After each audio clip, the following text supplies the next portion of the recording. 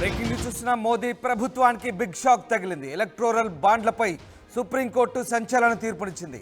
Electoral బాండ్లను రద్దు చేయాల్సిందేనంటూ supreme court పేర్కొంది. ఎలక్టోరల్ బాండ్లు రాజ్యాంగ విరుద్ధమంటోంది సుప్రీంకోర్టు. ఎలక్టోరల్ బాండ్ల జారీ ఆర్టికల్ 19(1)(a) ఉల్లంఘనే అని సుప్రీంకోర్టు చెబుతోంది. బాండ్లు ప్రాథమిక హక్కులను హరిస్తున్నాయని సుప్రీంకోర్టు అంటోంది. రాజకీయ పార్టీలకు విరాళాలు ఇవ్వడం క్విడ్ ప్రోకోకు దారితీస్తోందని సుప్రీంకోర్టు చెబుతోంది. విరాళాల దాతలను గోప్యంగా ఉంచడం పట్ల చట్ట విరుద్ధంగా సుప్రీంకోర్టు భావిస్తోంది. బ్లాక్ మనీని అరికట్టేందుకు ఇది మార్గం కాదంటోంది సుప్రీంకోర్టు. నల్లధనం నియంత్రణకు ప్రత్యామ్నాయ మార్గాలు ఉన్నాయని సుప్రీంకోర్టు అంటోంది. జనవరిలో ఎలక్టోరల్ బాండ్స్పై association for democratic reforms report ఇచ్చింది. 2022-23 ఆర్థిక సంవత్సరంలో ఎలక్టోరల్ బాండ్స్ ద్వారా బీజేపీకి దాదాపు 2120 కోట్ల విరాళాలు వచ్చాయి. 2021-22 ఆర్థిక సంవత్సరంలో బీజేపీకి అందిన విరాళాలు 1917 కోట్లుగా పేర్కొన్నారు. 2022-23లో కాంగ్రెస్కు వచ్చిన విరాళాలు 171 కోట్లుగా చెప్తున్నారు. 21-22లో కాంగ్రెస్కి దాదాపు 236 కోట్ల విరాళాలు వచ్చినట్టుగా తెలుస్తోంది. మొత్తం మీద మోదీ ప్రభుత్వానికి ఎలక్టోరల్ బాండ్లపై సుప్రీంకోర్టు అయితే షాక్ ఇచ్చింది, సంచలన తీర్పునిచ్చింది. ఈ బాండ్లను రద్దు చేయాల్సిందేనంటూ సుప్రీంకోర్టు చెప్తోంది. ఇవి రాజ్యాంగ విరుద్ధమని, ఆర్టికల్ 19(1)(a) ఉల్లంఘన అవుతుందంటూ సుప్రీంకోర్టు పేర్కొంది. రాజకీయ పార్టీలకు విరాళాలు ఇవ్వడం క్విడ్ ప్రోకోకు దారితీస్తుందని సుప్రీంకోర్టు అభిప్రాయపడుతోంది. ఇది ఒక రకంగా ప్రాథమిక హక్కులను హరిస్తుందని సుప్రీంకోర్టు చెప్తోంది. విరాళాల దాతలను గోప్యంగా ఉంచడం చట్ట విరుద్ధమని సుప్రీంకోర్టు అంటోంది. బ్లాక్ మనీని అరికట్టేందుకు ఇది మార్గం కాదని సుప్రీంకోర్టు చాలా క్లియర్గా చెప్తున్న పరిస్థితి. నల్లధనం నియంత్రణకు ప్రత్యామ్నాయ మార్గాలున్నాయని, ఎలక్టోరల్ బాండ్లు ప్రస్తుతానికి ఏమాత్రం సమర్థనీయం కాదని సుప్రీంకోర్టు అంటుంది.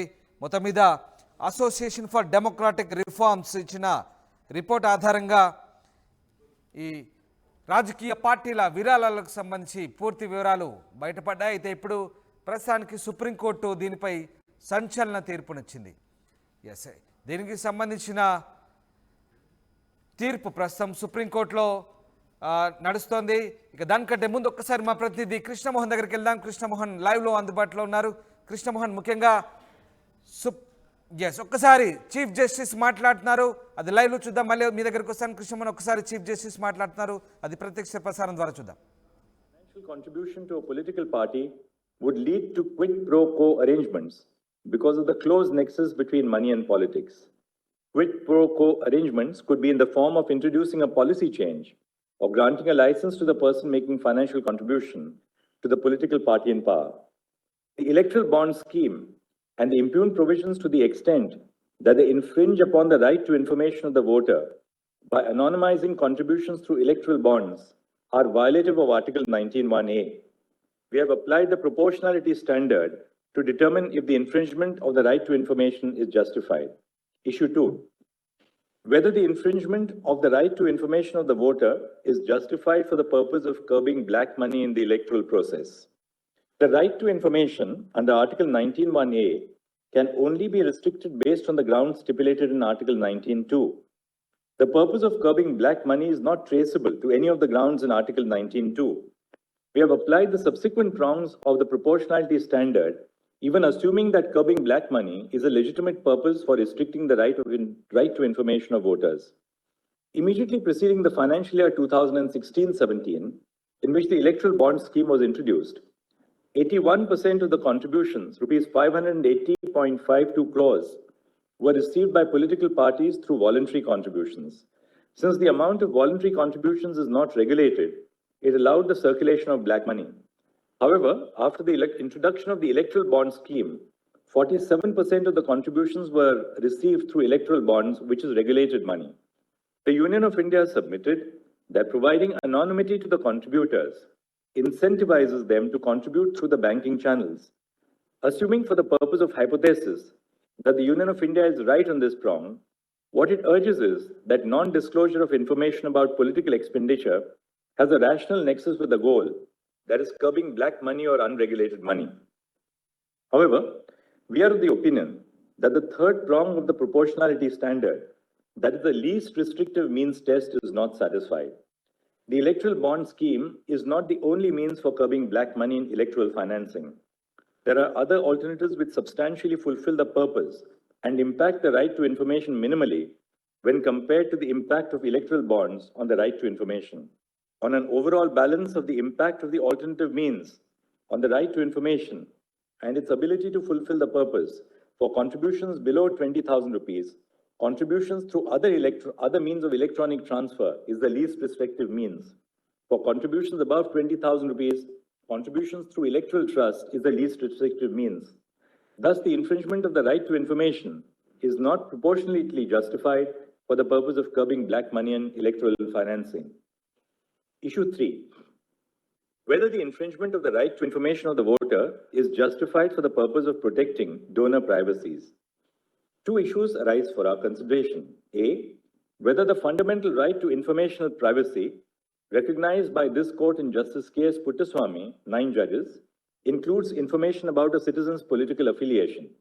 B, if A above is answered in the affirmative, whether financial contribution to a political party is a facet of political affiliation. The fundamental right to informational privacy recognized in Justice K.S. Puttaswamy, 9 judges, includes information about a citizen's political affiliation for the following reasons. A, for forming political beliefs and opinion is the first stage of political expression. The freedom of political expression cannot be exercised freely in the absence of privacy of political affiliation. Information about a person's political belief can be used by the state at a political level to right, రాజకీయ పార్టీలకు విరాళాలకు సంబంధించి supreme court సంచలన తీర్పు చెప్తోంది. Electoral బాండ్లపై supreme రద్దు చేయాల్సిందే అంటూ అభిప్రాయపడుతోంది. ఇవి రాజ్యాంగ విరుద్ధం అంటుంది సుప్రీంకోర్టు. అసలు విరాళాల దాతలను గోప్యంగా ఉంచడం చట్ట విరుద్ధం అంటుంది సుప్రీంకోర్టు. ఎస్, మా సీనియర్ కొలీగ్ కృష్ణమోహన్ లైవ్లో జాయిన్ అవుతున్నారు. కృష్ణమోహన్, ముఖ్యంగా రాజకీయ పార్టీలకు విరాళాలకు సంబంధించి సుప్రీంకోర్టు ఎలక్టోరల్ బాండ్లను తప్పుపడుతున్న పరిస్థితి ఏంటి? అసలు ఎలక్టోరల్ బాండ్లు అంటే ఏంటి? దీనికి సంబంధించి సుప్రీంకోర్టు ఎందుకు తప్పుపడుతుంది? ముఖ్యంగా రాజకీయ పార్టీలకు సుప్రీంకోర్టు ఈ రకమైన తీర్పుని ఇవ్వడం పట్ల ఎట్లాంటి పరిస్థితులు తలెత్తే అవకాశాలు కనిపిస్తున్నాయి? మొత్తం మీద కానీ వ్యవహారంగా చూసుకుంటే 5 న్యాయమూర్తుల ధర్మాసనం ఏకగ్రీవ తీర్పునిచ్చింది. అంటే భారతదేశంలో 2017లో ఆదాయ పన్ను చట్టంలో ఏదైతే ఈ ఎలక్ట్రల్ పెద్ద విరాళాలకు సంబంధించిన వ్యవహారంలో గోప్యంగా ఉంచడం ఏదైతే ఉందో అది పూర్తిగా చట్ట విరుద్ధం. అసలు ఇది బ్లాక్ మనీని కాపాడేదానికి చేస్తున్న ప్రయత్నంగా మనం చూడాలి. ఏడీఆర్ ఇచ్చిన ఆదేశాలుగా మనం ఒకసారి చూసుకుంటే దానికి సంబంధించిన విరాళాలకు సంబంధించి చాలా అసలుకి కళ్ళు బయర్లు కమ్మే ఒక వార్తలను అయితే చెప్తున్నారు. నిదానంగా ఇప్పటి వరకు కూడా 2022-23కు సంబంధించి దాదాపుగా 2380 కోట్ల రూపాయలు బీజేపీకి ఈ బాండ రూపంలో వచ్చినాయి. అంటే ఇంత బ్లాక్ మనీ బీజేపీ పార్టీకి వచ్చింది. దీంట్లో 1971 రూపాయలు కంప్లీట్గా కూడా అంటే 1971 క్రోర్స్ దాదాపుగా దీనికి సంబంధించి వ్యవహారంలో విరాళాల రూపంలో వచ్చిన పరిస్థితి చూసుకుంటే కంపారిజన్ చేసుకుంటే కాంగ్రెస్కి దీంట్లో 236 కోట్లు మాత్రమే వచ్చిన పరిస్థితి ఉంది అనేది ఏడీఆర్ చెప్పిన ఆదేశాలు. వీటన్నిటిని చూసుకుంటే ఈ యాంగిల్లో ఒక్కసారిగా కానీ ఓవరాల్గా వ్యవహారంగా నడిపితే సో ఇక్కడ జరుపుతున్న దీంట్లో చాలా కీలకమైన అంశాలు అయితే ప్రస్తావించింది. ఎలక్ట్రల్ బాండ్ పథకం రాజ్యాంగానికి అసలు విరుద్ధమైన సిస్టమ్ ఇది. ఎలక్ట్రల్ బాండ్ పథకం ఆర్టీఐకి సంబంధించిన వ్యవహారంలో ఇది ఉల్లంఘన కిందగా పరిగణించాల్సిన పరిస్థితి ఉంది అని మాట్లాడుతున్నారు. 2017లో ఈ ఆదాయ పన్ను చట్టం చేసిన మార్పు అంటే పెద్ద విరాళాలని పార్టీలకు ఇచ్చిన పెద్ద విరాళాలని గోప్యంగా ఉంచడం ఏదైతే అంశం ఉందో ఇది రాజ్యాంగ విరుద్ధంగానే వీళ్ళు మాట్లాడుతూ ఉన్నారు. దీనికి సంబంధించిన కూడా చాలా తీర్పు అయితే చాలా ఇప్పటికి నిజంగానే ఈ తీర్పు అనేది అధికార పార్టీగా ఉన్న బీజేపీకి ఒక షాక్ లాంటిదే అని చెప్పాలి. ఈ సవరణల కారణంగా లావాదేవీలు ప్రయోజనం కోసం వచ్చిన విరాళాల గురించి కూడా సమాచారం ఏదైతే ఉందో అంటే ఎవరైతే ఈ బ్లాక్ మనీని పోగు చేసి పార్టీలకు ఇచ్చారో దాన్ని దాచడం వల్ల అసలు భారతదేశానికి సంబంధించిన వ్యవస్థలో పూర్తిగా కూడా ఒక ఒక విచ్ఛిన్నం జరిగే పరిస్థితి అయితే ఉంది. ఎస్బీఐ అన్ని పార్టీలను స్వీకరించిన విరాళ వ్యవహారాన్ని మార్చి 6వ తారీఖు లోపల అంటే మార్చి 6వ తారీఖు లోపల ఎన్నికల కమిషన్కి అంటే ఆల్ పార్టీస్ కూడా దీంట్లో చాలా కీలకమైన అంశం ఇది. ఆల్ పార్టీస్ కూడా ఇక మార్చి 6వ తారీఖు లోపల వాళ్ళకి వచ్చిన విరాళాలు ఏవైతే సేకరించారో, అంటే గోప్యంగా ఉంచిన బ్లాక్ మనీ రూపంలో వచ్చిన డబ్బు వివరాలన్నీ కూడా ఎన్నికల కమిషన్ ముందు ఉంచాల్సిన పరిస్థితి ఉంది అని చెప్పారు. అలాగే ఎన్నికల సంఘం ఇదే సమాచారం ఏదైతే ఇప్పుడు దాకా పార్టీలు, ఇప్పుడు మనం చూస్తున్నాం బీజేపీకి 2,130 కోట్ల రూపాయలు 2022-23కి వచ్చిందని చెప్పి ఏటీఆర్ చెబుతోంది. అలాగే కాంగ్రెస్కు వచ్చిన నిధులు కావచ్చు, ఇట్లా అన్ని రాజకీయ పార్టీలకు వచ్చిన నిధులకు సంబంధించి ప్రతి ఒక్కటి కూడా మార్చి 6వ తారీఖు లోపల దీనికి సంబంధించిన వివరాలు వెల్లడించాలి. అలాగే ఎన్నికల సంఘం ఈ సమాచారాన్ని 13వ తారీఖు లోపల, అంటే వివరాలు సేకరించడమే కాకుండా మార్చి 13వ తేదీ లోపల వెబ్సైట్లో కూడా ఉంచాలని చెప్పి చాలా క్లియర్గా చెప్తున్న పరిస్థితి. సో రాజకీయ పార్టీలు ఇంకా క్యాష్ చేసుకొని బాండ్లు ఏవైతే ఉంటాయో వాటిని బ్యాంకుకు తిరిగి ఇవ్వాలి. అంటే చాలా వరకు బాండ్ల రూపంలో తీసుకుంటున్నారు కాబట్టి, ఎలక్ట్రానిక్ బాండ్ రూపంలో తీసుకుంటున్నారు కాబట్టి వాటిని ఇంకా ఏదైనా క్యాష్ కానీ తీసుకోకపోతే, అంటే క్యాష్ని చేసుకోలేకపోతే దాన్ని తిరిగి బ్యాంకులకు ఒప్పచెప్పాలి అని చెప్పి చెప్తున్న పరిస్థితి. నిజంగానే ఈ తీర్పు మాత్రం సుప్రీంకోర్టు ఇచ్చిన తీర్పు రాజకీయ పార్టీలకి, కేవలం ఒక రాజకీయ పార్టీకే కాదు అన్ని రాజకీయ పార్టీలకి ఒక చెక్కు లాంటిది. బ్లాక్ మనీని వెలికి తీయాలని ప్రభుత్వాలు చెప్తూనే మాట్లాడుతున్నాం. ఇప్పటి వరకు కూడా ఇదే వ్యవహారం నడుస్తుంది. కానీ ఇప్పటి వరకు దానికి సంబంధించిన వ్యవహారంలో ఎటువంటి చర్చలకి ముందుకు పోవటం లేదు అనే చర్చను కూడా సుప్రీంకోర్టు న్యాయమూర్తులు విరాళాలు ఇచ్చిన వారి వివరాలు, దాతల వివరాలు గోప్యంగా ఉంచడం చాలా తప్పంటూ సుప్రీంకోర్టు చెప్తుంది. అలాగే 19 అప్లికేషన్ 1A ఈ సెక్షన్ కూడా విరుద్ధం అని చెప్తుంది. మొత్తం మీద ప్రాథమిక హక్కుల ఉల్లంఘన అంటూ సుప్రీంకోర్టు చెప్తున్న పరిస్థితి. అలాగే ఇక ఇదంతా కూడా ఒక క్విడ్ ప్రోకోకు దారి తీస్తుంది అంటుంది. ఎందుకంటే అటు విరాళాలు ఇచ్చేవాళ్ళు, తీసుకునే పార్టీలు, స్వీకర్త ఎవరైతే ఉన్నారో దాత స్వీకర్త మధ్యలో ఇదంతా ఒక క్విడ్ ప్రోకో వ్యవహారంలా ఉండబోతోంది. ఇదంతా కూడా చట్ట విరుద్ధం అంటూ సుప్రీంకోర్టు చెప్తున్న పరిస్థితి. సో ఈ రకంగా సుప్రీంకోర్టు అభిప్రాయాన్ని మనం విశ్లేషించాల్సి ఉంటుంది.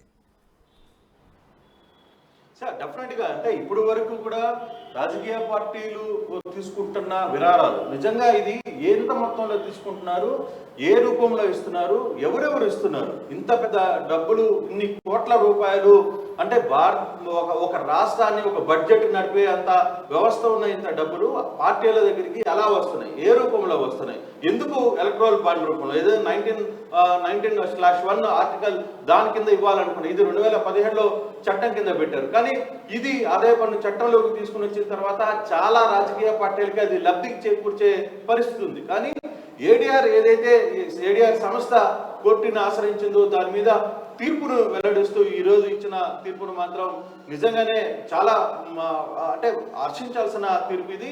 అన్ని రాజకీయ పార్టీలకు వసూలు చేసుకుంటున్న విరాళాలు కావచ్చు, భయం రూపంలో, లేకపోతే ఆశ చూపించో ఇంకో రూపంలో వాళ్ళు వివిధ పార్టీ వ్యాపారవేత్తల దగ్గర నుంచి ఇంకో రకంగా డబ్బులు వసూలు చేస్తున్న పరిస్థితి అయితే మనం చూస్తున్నాం. ఇన్ని వేల కోట్ల రూపాయలు ఈరోజు ఇక్కడికి వచ్చాయి అంటే ఒక్కొక్క రాజకీయ పార్టీలు, అసలు రాజకీయ పార్టీల ఫండింగ్ ఏంటి, ఎక్కడి నుంచి వస్తున్నాయి ఇంత డబ్బులు, వాళ్ళు ఎలా ఖర్చు పెడుతున్న అంశాన్ని బయట ఉంచాల్సిన పరిస్థితి ఉంది. అదే సుప్రీంకోర్టు చాలా క్లియర్, నల్లధనాన్ని మనం వెలుగులో తీయాలి, విదేశాలకు వెళ్తున్న ఎక్కడెక్కడ ఉన్నాయి అనుకుంటున్నాం, ఆ డబ్బునంతా కూడా వెనక్కి తెస్తామని చెప్పిన ప్రభుత్వాలు ఆ దిశగా ముందుకు వెళ్ళట్లేదు. సో ఇప్పుడు జరుగుతున్న వ్యవహారంలో మాత్రం చాలా క్లియర్గా ఈ వ్యవహారాన్ని చాలా సీరియస్గా తీసుకునే పరిస్థితి అయితే ఉంటుంది. మార్చి 6వ తారీఖు లోపల అన్ని రాజకీయ పార్టీలకు సంబంధించిన సమాచారం, ఎవరు ఎంత డబ్బులు ఇవ్వాలి అనేది ఒకటి ఎన్నికల కమిషన్ ముందుకు పెట్టాలి. ఎన్నికల కమిషన్ కూడా మార్చి 13వ తారీఖు లోపల జరుగుతున్న వ్యవహారాన్ని మొత్తం కూడా క్లియర్గా వెబ్సైట్లో ఉంచాల్సిన పరిస్థితి ఉందండి. సార్ ఎస్ రామ్దాస్, మనతో డాక్టర్ బాలా కూడా ఇప్పుడే జాయిన్ అయ్యే పరిస్థితి అయితే ఉంది. సో బాలా, మీరు అన్ని రాజకీయాల పార్టీలకు సంబంధించిన వ్యవహారాలు కావచ్చు, వాళ్ళకి సంబంధించిన విషయాలను కూడా చూస్తూ ఉంటారు.